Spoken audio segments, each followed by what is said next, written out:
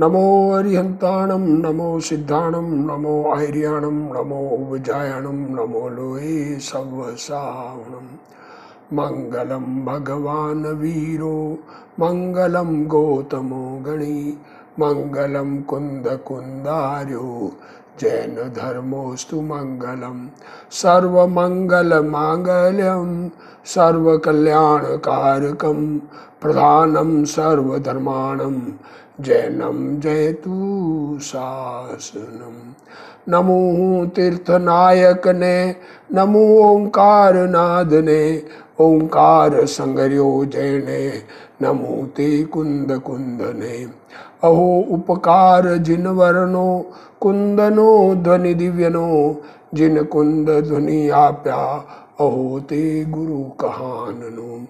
मंगलमय मंगल करण वीतराग विज्ञान नमो ताहि जाते भय अरहंतादि महान।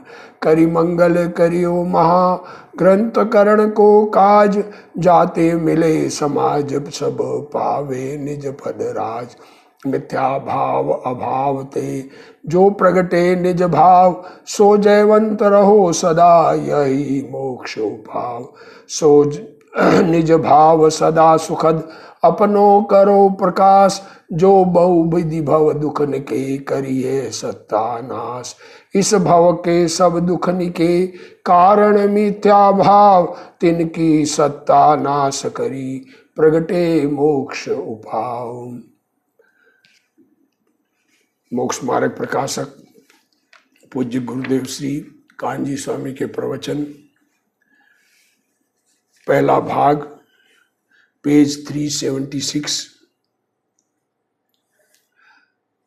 गुरुदेव श्री पंडित तोडरमल जी द्वारा बताए गए 7 तत्व संबंधी भूल जो मिथ्या दृष्टि को होती है उसको बता रहे हैं। अब जीव अजीव आश्रव बंध की भूल हो गई, संवर की भूल के बारे में बात कर दी, निर्जरा की भूल के बारे में बात कर दी। अब मोक्ष तत्व संबंधी अयथार्थ श्रद्धा, मतलब खोटी श्रद्धा है। भूल तो आगे 7वें अधिकार में बताएंगे, क्योंकि वहां पर जिन भगत होकर भूल रह जाती है। यहाँ पर तो अनादि की जो विपरीत श्रद्धा है, मोक्ष तत्व संबंधी अयथार्थ श्रद्धा, उसकी चर्चा कर रहे हैं। देखो, तथा सर्व कर्म बंध के अभाव का नाम मोक्ष है। मोक्ष किसे कहते हैं? कि सारा कर्म का बंधन छूट जाए, उसका नाम है मोक्ष। अब जो बंधन को और बंध जनित सर्व दुखों को नहीं पहचाने, अब बंधन को ही नहीं जानता, बंधन को हितकर मानता है और बंधन में दुख है ये नहीं जानता, उनको मोक्ष का यथार्थ प्रदान कैसे हो? जैसे अभी देखो दृष्टांत भी दे रहे, किसी को रोग है, वह उस रोग को तथा रोग जनित दुख को न जाने, बीमारी को न जाने, बीमारी के कारण होने वाला दुख न जाने, तो सर्वथा रोग के अभाव को कैसे भला माने? बीमारी है और उस बीमारी का दुख है, ये जिसे दुख न लगे बीमारी से, दुख जिस बीमारी से हो उस बीमारी को न जाने और उससे दुख को न जाने और कुछ और कारण माने, तो रोग का अभाव कैसे हो? उसको भला कैसे मानेगा?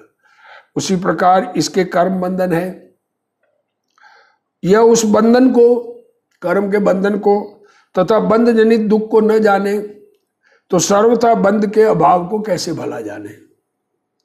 जब बंधन को ही नहीं जानता, बंधन के अभाव को ही नहीं जानता, ये बात पीछे अपने चर्चा में आ गई। बंधन को सुख का कारण मानता है, स्वर्ग को सुख का कारण मानता है, तो पूर्ण रूप से बंधन छूटने पर सुखी होंगे, ये बात कैसे समझ में आएगी उसे? तथा इस जीव को कर्मों का और उनकी शक्ति का तो ज्ञान है नहीं। देखो, अब ये कर्म की चर्चा तो जिनवाणी में आती है, तो अनादि से जीव को न तो कर्म दिखते हैं और न कर्मों की शक्ति का जीव को ज्ञान है।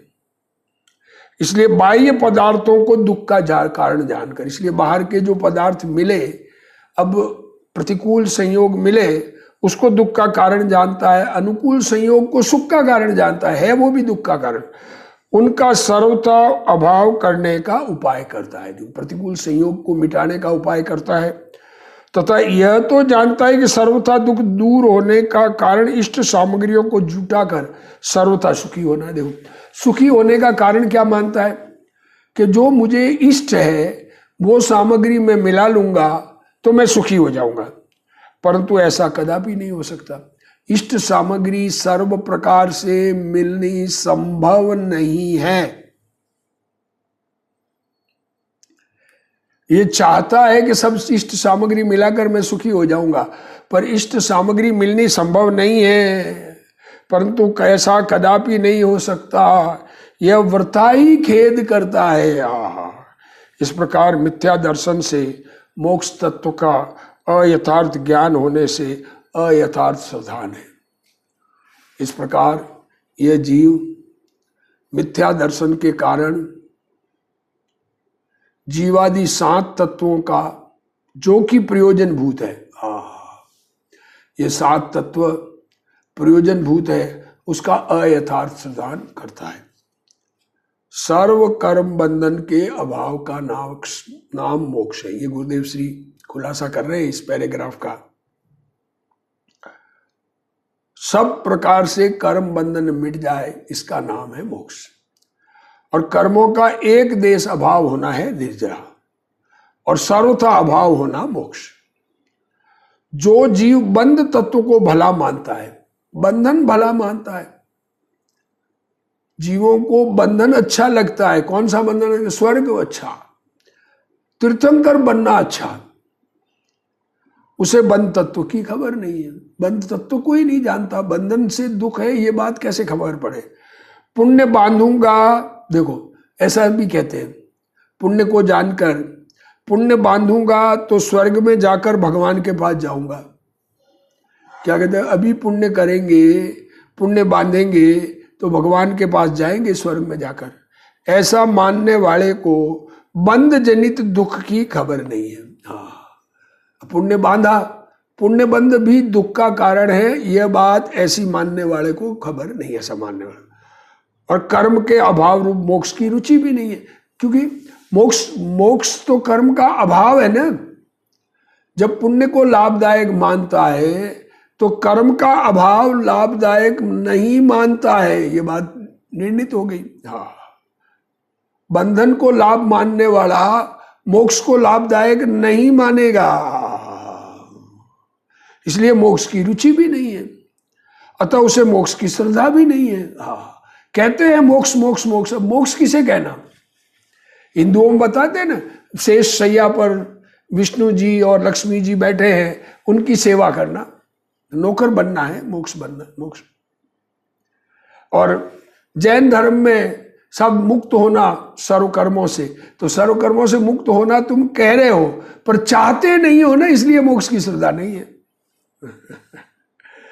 सर्वकर्मों से मुक्त होने से सुख है, यह बात जिसको नहीं खबर पड़ती है वो मोक्ष में सुख मानेगा कैसे?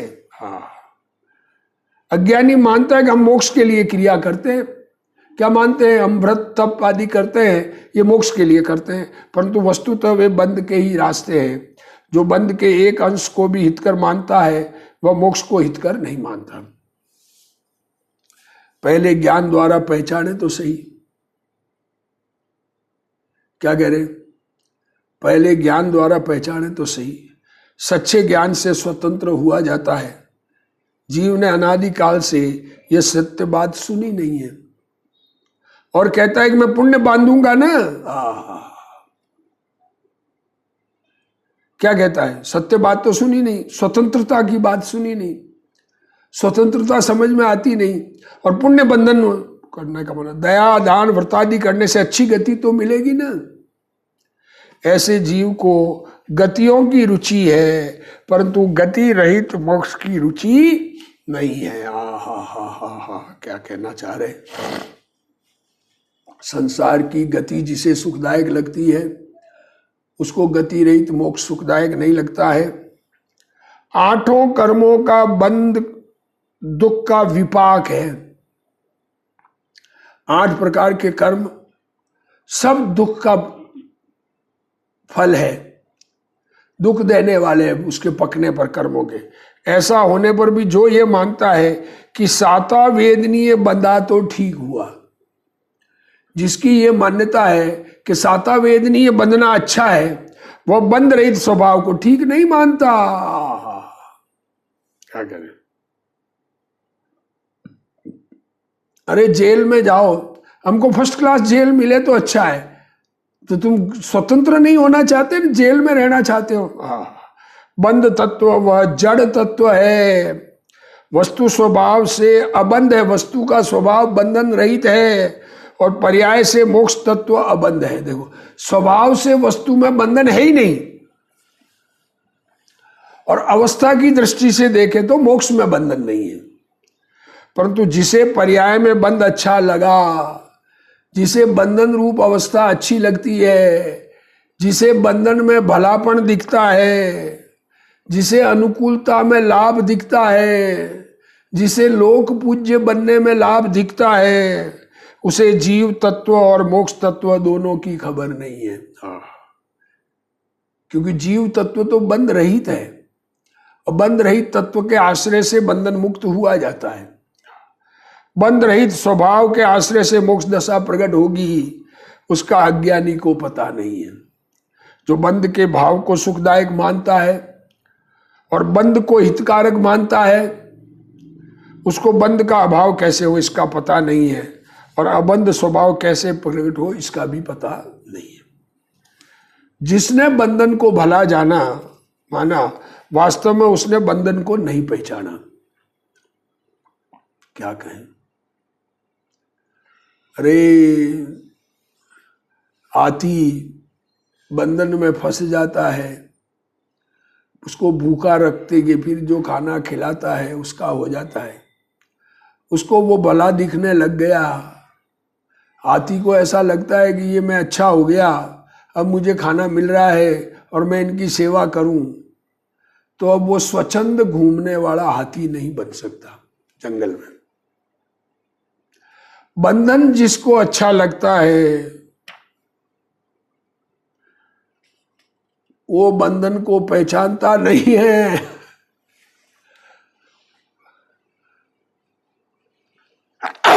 बंधन की उसको खबर नहीं है। अतः उसे मुक्ति की भी पहचान नहीं है।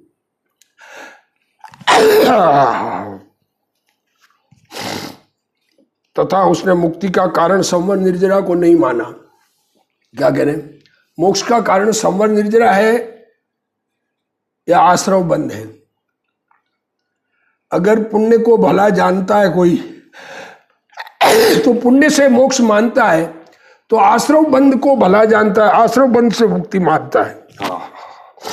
इस तरह वह संवर निर्जरा से विपरीत आश्रव बंध को भी नहीं पहचानता। इस प्रकार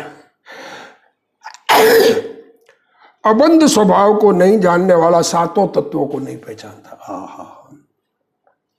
जो बंधन रहित स्वभाव को नहीं जानता वो सातों तत्वों को नहीं पहचानता।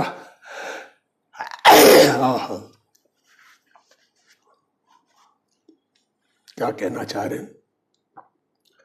बंधन जिसको लाभदायक लगता है उसको बंधन रहित स्वभाव भी ख्याल नहीं, और बंधन रहित होने का सुख भी ख्याल नहीं।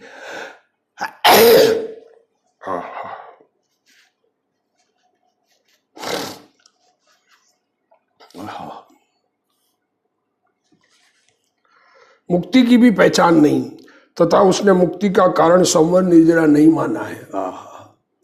मोक्ष का कारण संवर निर्जरा है, ये जिसे एक्सेप्ट नहीं, इस तरह वह संवर निर्जरा से विपरीत आश्रव बंध को भी नहीं पहचानता। देखो क्या कह रहे हैं, जब बंधन रहित स्वभाव नहीं जानता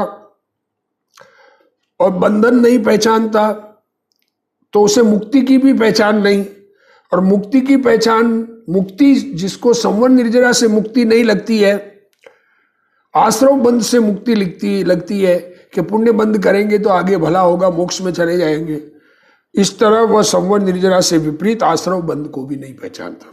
इस प्रकार अबंध स्वभाव को नहीं जानने वाला सातों तत्वों को नहीं पहचानता। हाँ, कोई रोगी रोग को नहीं पहचाने तथा रोग जनित दुख को नहीं जाने तो वह रोग के सर्वथा अभाव को कैसे भला जानेगा।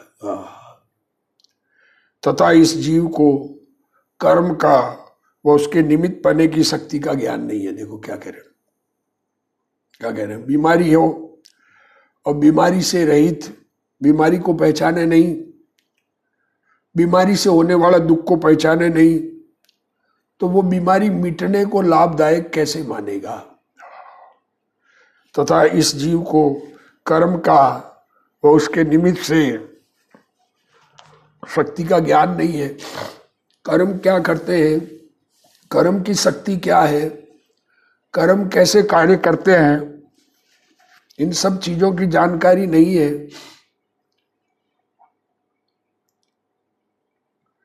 और तथा यह अरहंत भगवान को भी नहीं पहचानता। अरहंत का स्वरूप भी इस विचार से गलत मानने लग जाता है। अरहंत भगवान ने बंध का अभाव किया है। अरहंत भगवान बंध रहित हुए हैं। अरहंत भगवान ने बंध का अभाव किया है। अरहंत भगवान बंधन रहित हुए हैं। चार घातिया कर्म नष्ट किए हैं और अघातिया कर्म नष्ट होने वाले हैं। ऐसे अरहंत भगवान को जो नहीं माने तो अरहंत भगवान ने बंध का अभाव किया है, ये बात भी उसको स्वीकार नहीं है। और बंध के अभाव के रूप मोक्ष हितकारक है, बंध हितकारक नहीं है। ऐसा अरहंत भगवान कहते हैं।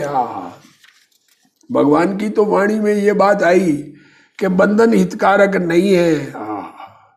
फिर भी जो पुण्य बंध को हितकारक मानता है तथा दया दानादि से संसार का घटना मानता है, क्या कह रहे, पुण्य बंध को लाभदायक माने, दया दानादि से संसार घटेगा, दया पालेंगे, दान करेंगे, जीवों की दया करेंगे, करुणा धारण करेंगे।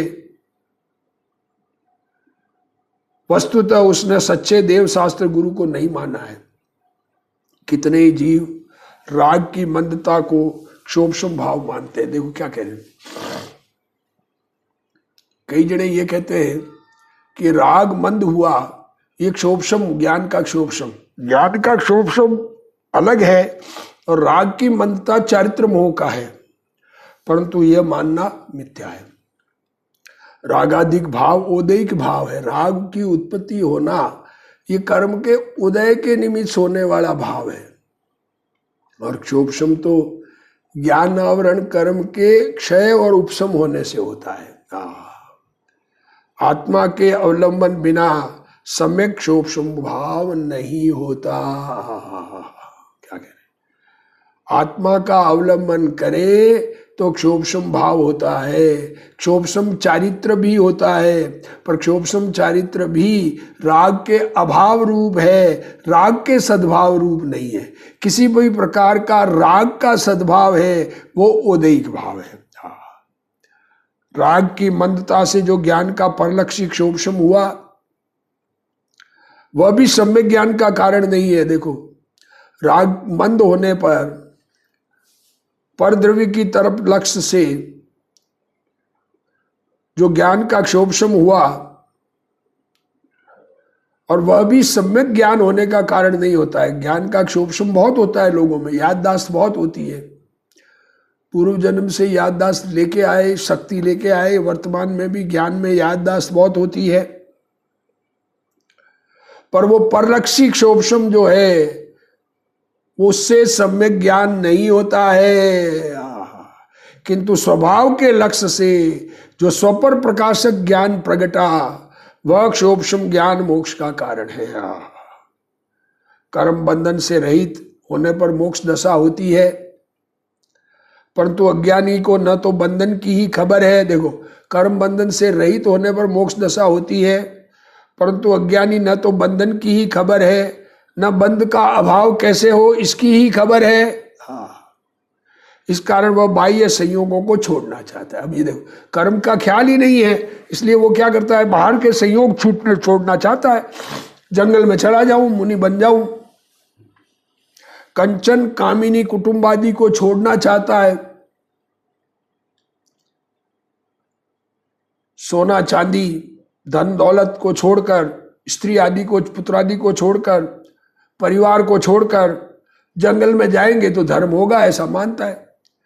बंधन पर के कारण नहीं, बंधन उन सामग्रियों के कारण नहीं, बल्कि कर्म के निमित्त से बंधन है। उसकी उसे खबर नहीं है, क्यों, कर्म का तो ज्ञान नहीं है।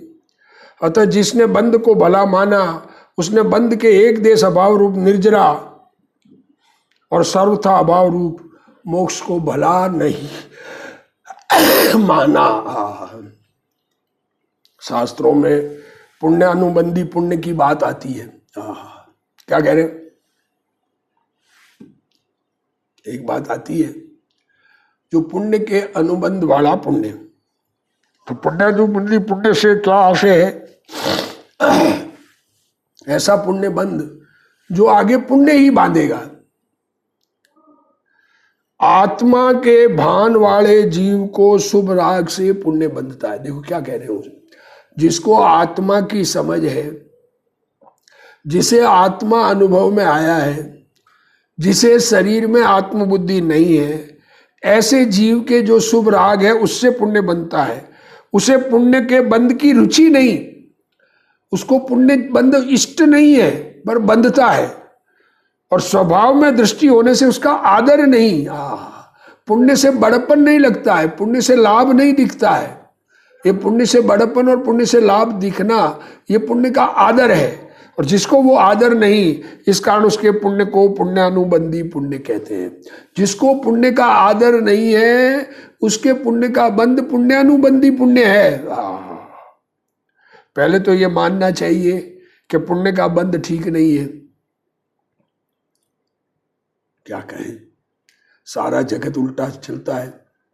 7 तत्व की बात करेंगे तो पुण्य पाप की बात करेंगे तो पुण्य को लाभदायक कहेंगे।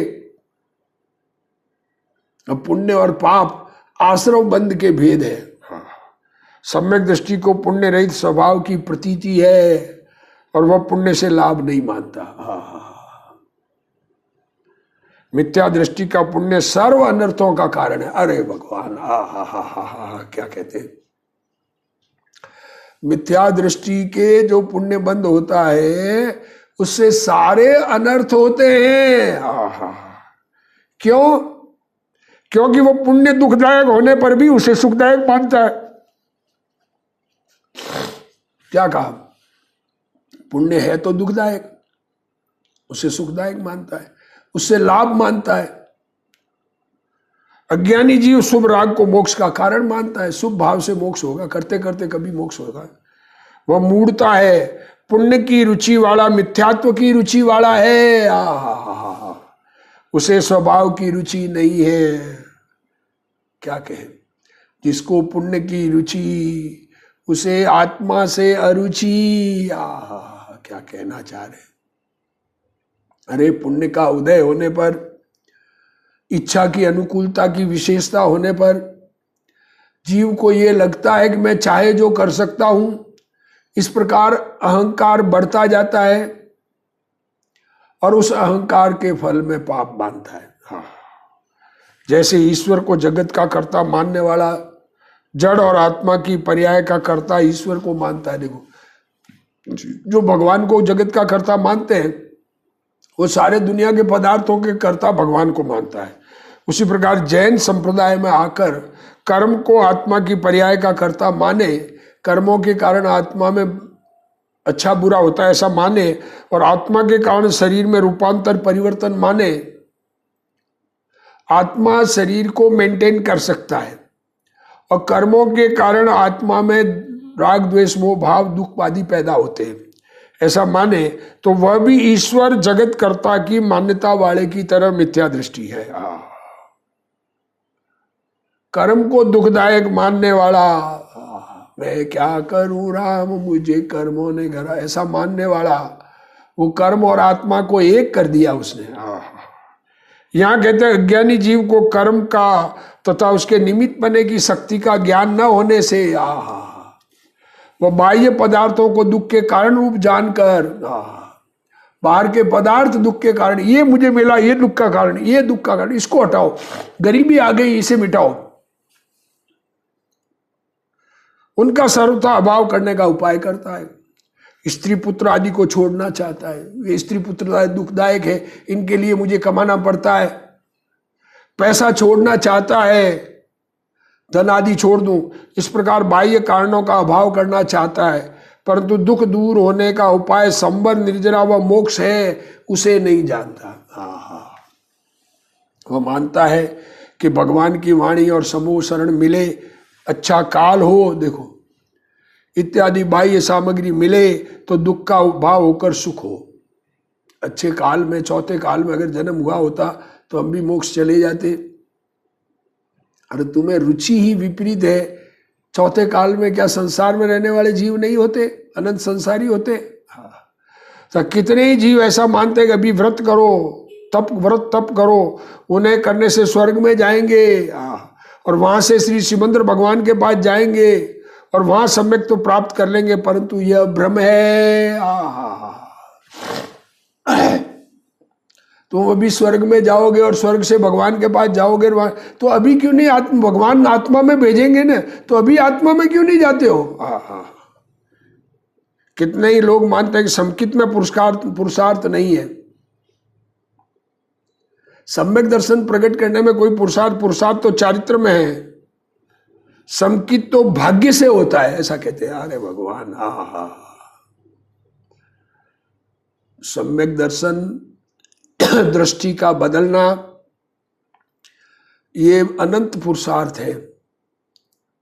उसको ऐसा मानते हैं कि उसमें कोई पुरुषार्थ नहीं हो तो होना होता है, भाग्य होता है तब हो जाता है। वे व्रत तब महाव्रत को चारित्र मानते, बाहर की क्रिया को। वे मानते हैं कि ऐसा चारित्र पाल कर स्वर्ग में जाएंगे, शिवेंद्र भगवान के पास जाकर सम्यक तो प्राप्त कर लेंगे। इस प्रकार से वो मान रहे हैं, वे सब भी ब्रह्म में है। अज्ञानी जीव शिवेंद्र भगवान, समवसरण, भगवान की वाणी आदि संयोगों को इष्ट मानता है और उनसे समकित पाऊंगा ऐसा मानता है। अरे अज्ञानी अनंत बार समवसरण में जा आया, परंतु कुछ भी धर्म प्राप्त नहीं हुआ। सम्यक ज्ञान दीपिका में शुल्क धर्मदास जी ने लिखा है कि तुमने पूर्व में अनंत बार प्रत्यक्ष समवसरण में केवली भगवान की मोती, अक्षत, रत्न और कल्प वृक्ष के पुष्पादि से पूजा की है, प्रत्यक्ष दिव्य ध्वनि सुनी है, मुनि व्रत शील भी अनंत बार धारण किया है और काम क्रोध लोभाविधि भी अनंत काल से करते चले आए हो। क्या कहें, द्रव्यलिंगी मुनि 28 मूल गुण अखंडित पाले, आत्मा को जाने बिना। द्रव्यलिंग धार अनंत बार ग्रीवेक उपजायो, पे निज आत्म ज्ञान बिना सुख लेसन पायो। इस प्रकार बिना समझ सर्व शुभाशुभ भाव करते चले आए हो। अज्ञानी बाह्य संयोगों को कारण मानकर उनसे सुख मानता है। सर्वथा दुख दूर करने के कारण रूप इष्ट सामग्री है और उसके मिलने से सर्व सुख होगा, ऐसा अज्ञानी मानता है। परंतु वैसा कभी नहीं बनता, अतः व्यर्थ ही खेद करता है। देखो, इष्ट सामग्री मिलेगी तो सब सुख हो जाएगा, ऐसा मानता है, परंतु ऐसा कभी बनता नहीं। सारी इष्ट सामग्री, अनुकूल सामग्री मिल जाए ऐसा संभव नहीं है, इसलिए व्यर्थ खेद करता है। इस प्रकार मिथ्या दर्शन से मोक्ष तत्व का अयथार्थ ज्ञान होने पर अयथार्थ सावधान होता है। शरीर की क्रिया से जीव को लाभ मानना, शरीर की किसी क्रिया से आत्मा को लाभ होता है ऐसा मानना, अजीव तत्व से चलता है ऐसा मानना, अजीव से जीव चलता है ऐसा मानना, वह जीव अजीव तत्व संबंधी भूल है। आश्रम को सुखदायक मानना वह आश्रम तत्व संबंधी भूल है। सम्यक दर्शन ज्ञान चारित्र को दुखदायक मानना वह संवर्त सत्व संबंधी भूल है। अरे मुनिपना बहुत कष्ट वाला है, ये तो संवर्त निर्जरा तत्व संबंधी भूल है। पुण्य से निर्जरा होना मानना वह निर्जरा तत्व संबंधी में भूल है। बंद को हितकर मानना वह बंद तत्व संबंधी भूल है। तथा सर्व कर्मों का अभाव होने पर मोक्ष होता है ऐसा नहीं मानना। मोक्ष कुछ कर्म बने रहे ऐसा मानना, अनुकूल संयोग तो बने रहे, वह मोक्ष तत्व संबंधी भूल है। इस प्रकार यह जीव मिथ्या दर्शन से सातों प्रयोजन भूत तत्वों का अयथार्थ श्रद्धान करता है। अब ऐसा अयथार्थ श्रद्धान हमारा मिटे, इस प्रकार हम जिनवाणी का स्वाध्याय करें, अपने स्वरूप को समझें और अपना कल्याण करें। इसी भावना के साथ आज का स्वाध्याय पूर्ण करते हैं। हे जिनवाणी भारती तोई जपू दिन रैन, जो तेरा शरणा गहे सो पावे सुख चैन। जा वाणी के ज्ञान ते सूझे लोकालोक, सो वाणी मस्तक नमो सदा देत हूँ ढोक। जिनवाणी मात की